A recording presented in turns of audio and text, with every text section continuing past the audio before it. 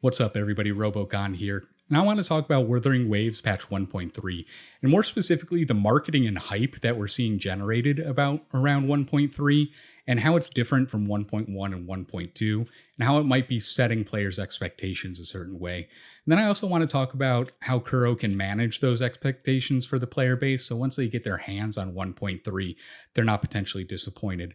I'm confident that won't be the case, but it's always good to cover all your bases. Along the way, I'll give my opinions on the matter, my takes, and my expectations moving forward from 1.3, 1.4, etc. as a player that's been playing since launch. I'd also like to hear your expectations and thoughts on the matter. I'd just love to calibrate with everyone in the community. Leave them in the comments below. I'd love to hear back from you. And before I go any further, please like and subscribe. It helps me out a ton. So let's get into it. Taking a look in-game, we see that Zhangli Yao's banner expires in 10 days and 17 hours. So we're expecting 1.3 to drop on the 28th. That's not too far away. 10 days and 17 hours is right around the corner.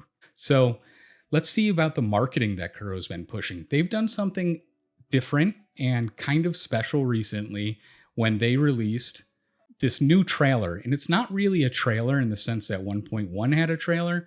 1.1 did have a trailer. I think everyone remembers it. It kind of had Jin Z and her relationship with Yue and the baby and all that type of stuff. But also at the end, it gave clips of the features you're going to see going forward. So it was more like their version of showing off the game completely, along with a cinematic like this. I think this cinematic is great. They released it at a perfect time to get everyone really, really hyped. I think it shows a lot about the upcoming Black Shores area. I think some of this might be the artist's liberty, but this looks really, really cool. I think it has some hints towards the story that we're going to not be expecting. And it really did its job. It hyped everybody up, which is great. Shows off the characters, shows off Shorekeeper, which everyone wants to get, and shows off the cool new area that we're getting in the Black Shores. Perfect.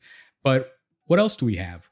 We have the fact that they have also said they're going to actually be doing a live stream of version 1.3 on the 20th. This is something different that we haven't seen in 1.1 and 1.2.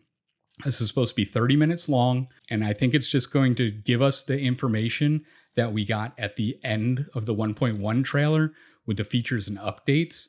We didn't really get that for 1.2 since there weren't really new features and updates. They added the wave plate system and a couple other things, but there were no places to show off per se.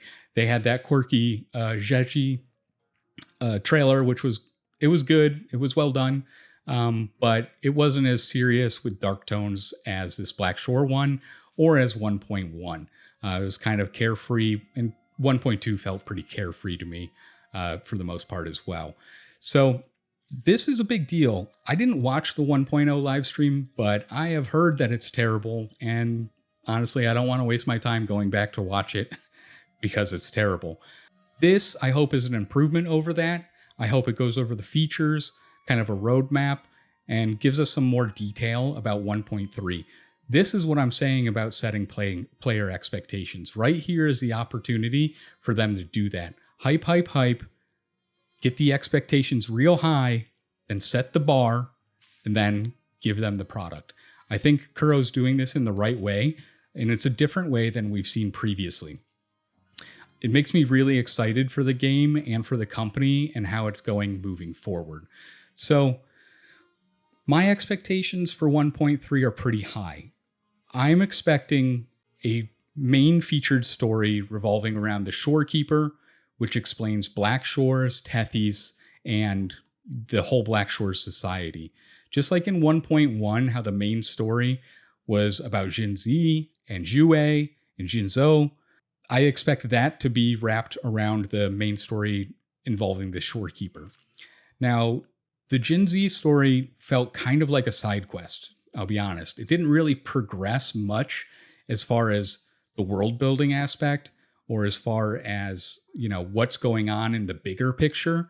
It really focused in on that one character, what's going on in this region. And I'm really hoping that they expand on the world with Black Shore's update. They explain deeper about the lament, any potential upcoming laments, et cetera, et cetera. I just want some more big picture stuff. And it's fine if Shorekeeper is the like featured character that's centered around, which I believe it will be. And we're going to get a side story for Encore as well. But I expect that to be more of a backstory for her, as we've been getting with most of the characters. Just like in 1.2, Zhang Li Yao, he was the main story, really. Like the whole main story revolved around him, but it explained some more information about the echoes. Not really about the whole wide world, but we got a little bit of something. 1.3, I want to see that bigger picture stuff. I want to be drawn into the world more and get more invested.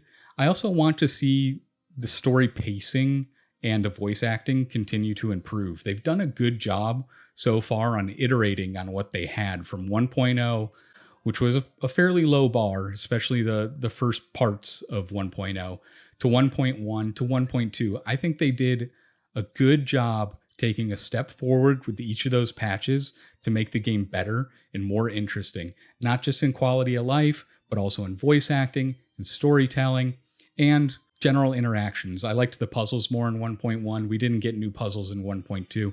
I'm excited for puzzles in 1.3 because I like the puzzle adventure aspect of open world games. I'm a completionist. I like to do everything. So I'm stoked for that. What I think is going to happen moving forward, or what I want to happen moving forward, is I want them to integrate more and more big picture features like a Serenity Pot or a dormitory like Punishing Grey Raven. I really want to see something like that. I'd like to see a guild system. I'd like to see more bi-weekly events so that we can get a little bit more income. And it's not just Tower of Adversity that we're doing over and over again. I'd like to have more endgame content. I know the Inferno Rider's coming, but those tactical hologram challenges, once you beat Diff 6, like you're done, right? You can go back and punch them for fun, but you're really not getting any rewards for it. It'd be cool if those reset and we can get more of the purple chips to buy stuff in the store, but they don't, unfortunately. So 1.4 is Camellia and Lumi. I think that might end up being a patch where we don't get very much more content as far as like landmass, but I'd like to see something. And if not, I'd like to see an iteration on the Black Shores that adds something more there for us to go back. Like, I really liked Jin Z's area, Mount Firmament, but I don't really have a reason to go over there other than fight Jue when I need his boss drop material. You could argue that I don't have a reason to go anywhere on the map anymore if I've 100% completed, except just to location A, location B to complete my quests. But I'd like to have a real reason to stick around an area. I think a housing system would do that. I hope 1.4 starts taking a step in that direction. 2.0, I have no idea. All gloves are off. I just want to see more big picture story integrated into the game, as well as more content as far as areas and land masses to discover. That's really what sings to me. I think it's good what Kuro's been doing. Putting their money into the marketing needed to happen. At first, when the game first came out, there was a ton of money going into marketing. It seemed like I saw a lot of YouTube ads, a lot of shorts about Wuthering Waves, and then it kind of dropped off and dried up there for a while. I think Kuro took a breath to kind of reanalyze itself and readdress themselves and right the boat, as it were. And now they're back and they're going to try and get it steered in the right direction to make everybody happy. I'm really, really happy to see what they've done. I'm excited for what comes next.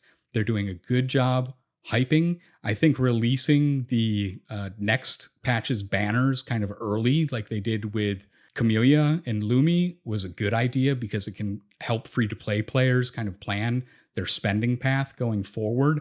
I hope they keep that up. But really, that's all I have. I do appreciate your time. I'll talk to you later.